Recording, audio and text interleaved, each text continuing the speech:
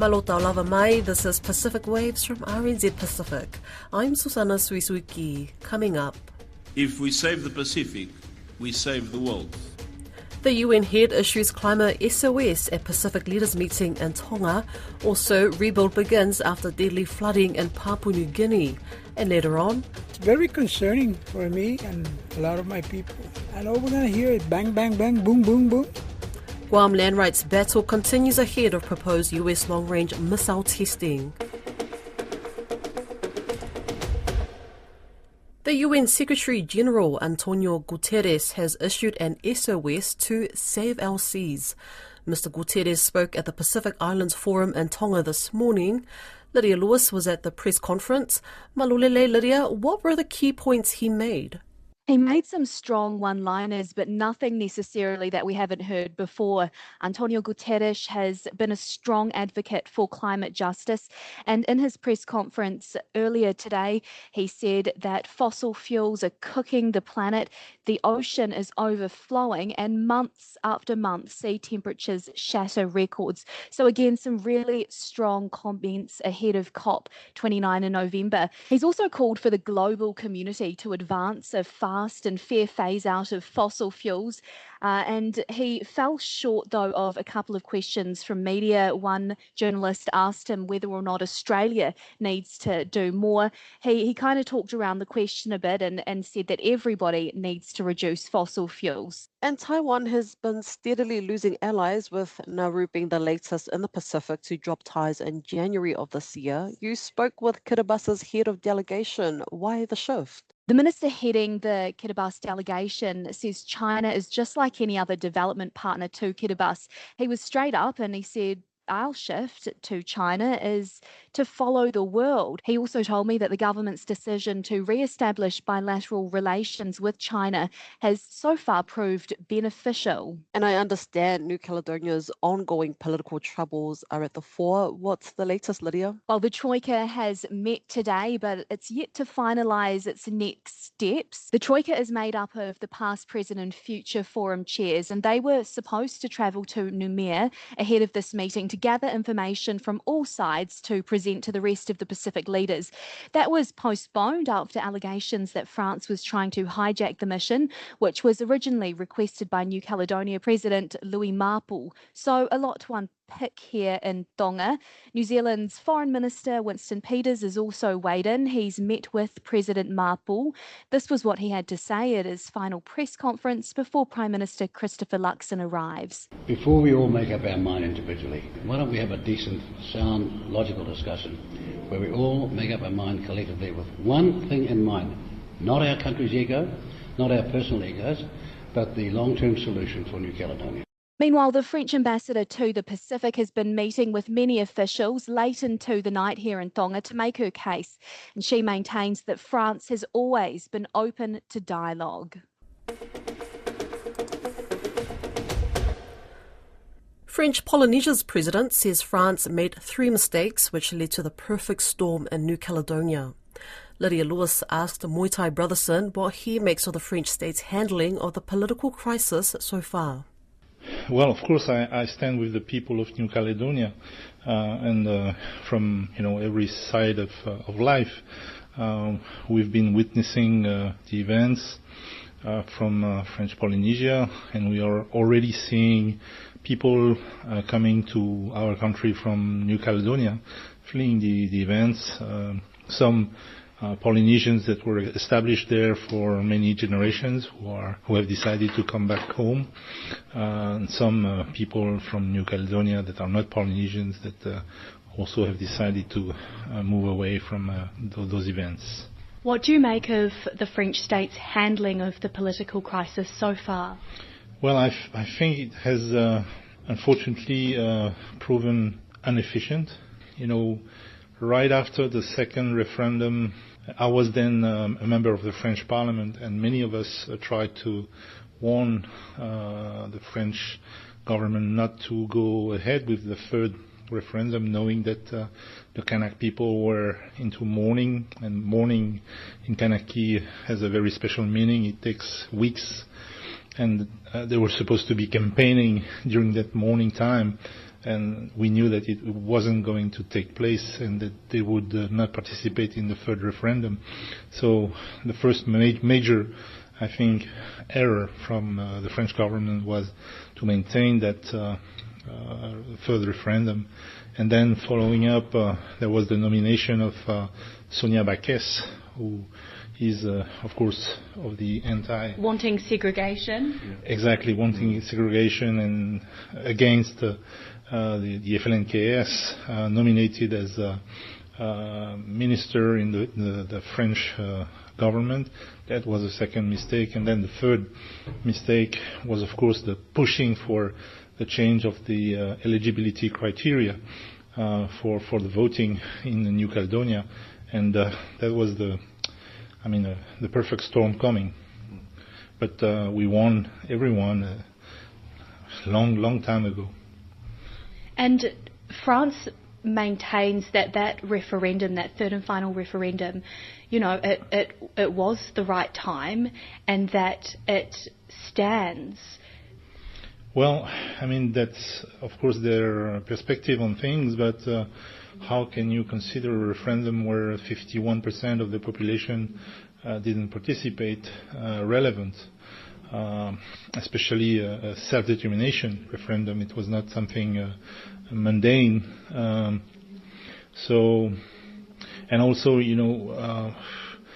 the former Prime Minister basically at the time ensured the FLNKS that if needed, the postponing of that referendum was something that was feasible. So that's why everyone on the Kanak side was so surprised of that France was so eager to maintain the third referendum, even though they were announcing that they would not participate. And is there any expectation from France on your representation at the forum? Are there perceptions that the French territories are an extension of Paris at the forum? Well, I think that France has sent Mr. Olivier Poivre d'Arvor here in order to try and meet with the forum leaders, especially the Polynesian Leaders Group, to prepare the UNOC meeting in Nice in 2025. Besides that, they will probably have bilateral meetings with some of the leaders to try and address the New Caledonia issue. But I was in Japan a few weeks ago for the Palm 10, and there we already were discussing the situation in New Caledonia, and there was this decision by the forum to send a mission, a Troika mission in New Caledonia.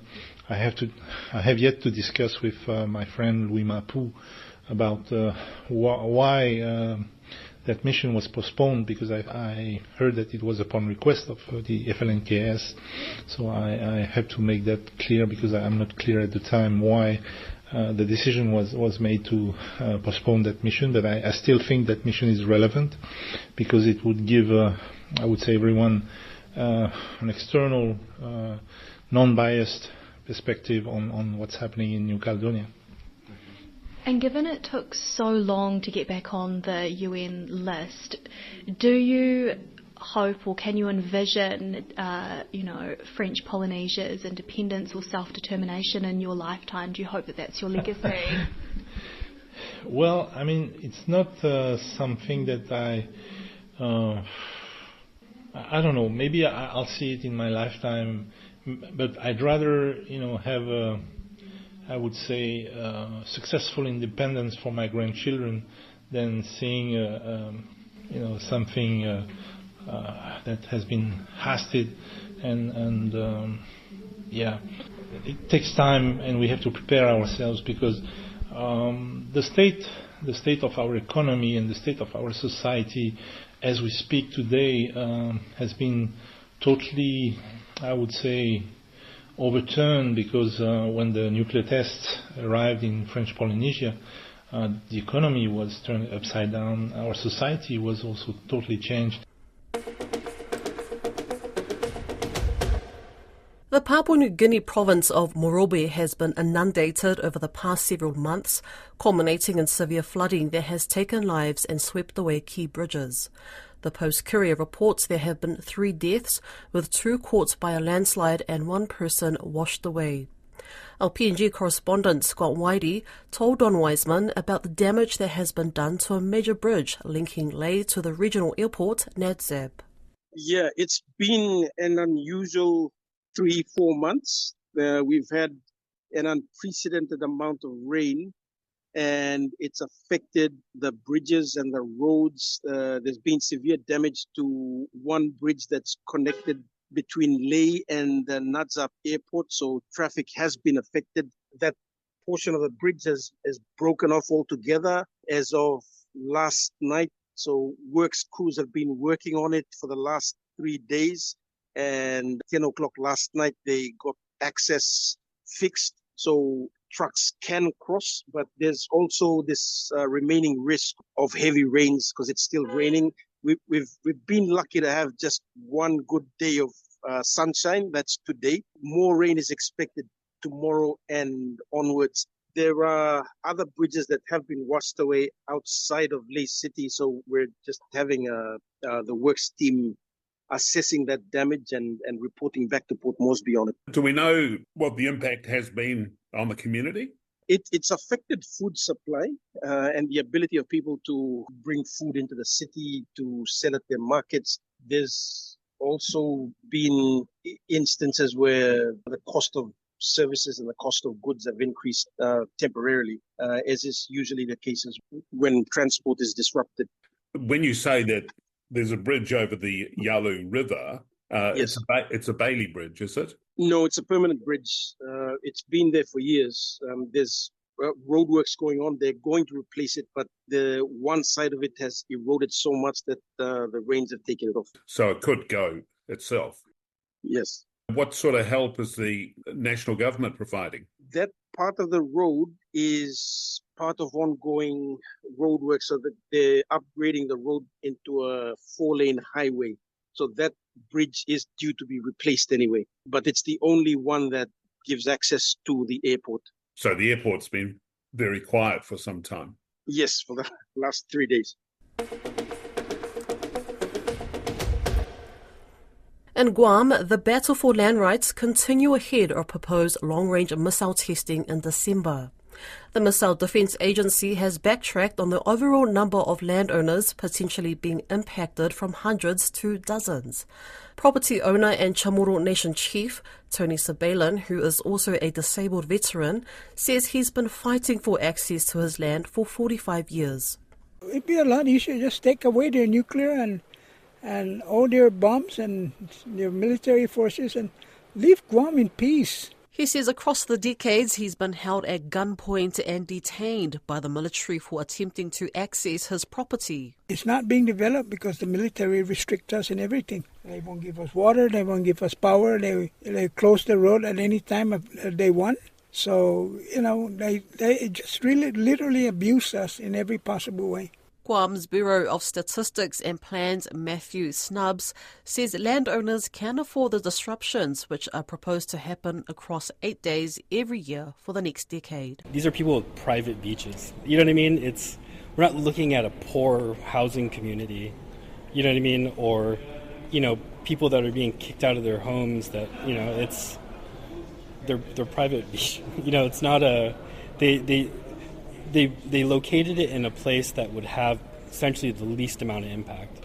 Mr. Sabalan says regardless, military expansion would also impact the economy at large. Absolutely, it's going to be a deterrence to our economy. It's very concerning for me and a lot of my people. And all we're going to hear is bang, bang, bang, boom, boom, boom. It's not a welcoming atmosphere for anybody. Santos disagrees. The Japanese and the Koreans are used to these things already, you know what I mean? Especially the Koreans, who are a big part of our visitor sector. Our reporter Alicia Foon put the question to some Japanese tourists on holiday in Guam. Will you still come to Guam with long-range missile testing? No, maybe not. Maybe not. It may be dangerous. Guam's governor says despite opposition from some landowners, being independent of the military is not an option. She says Guamanians and Chamorros will not be willing to give up their US citizenship. Mr. Sabelin believes otherwise. I want my freedom. I don't want my American citizenship. What does it do me anyway? Do I have any privilege or any benefit for being an American? My family lost over 5,000 acres of land in the name of the United States government. And what is our benefit from it? No, absolutely nothing. So would I give up? It's not even a sacrifice. It's a willing. I would definitely give up my citizen to just have respect on my culture, my people, and my island. That's Pacific Waves for today. For all episodes, head over to rnz.co.nz/Pacific.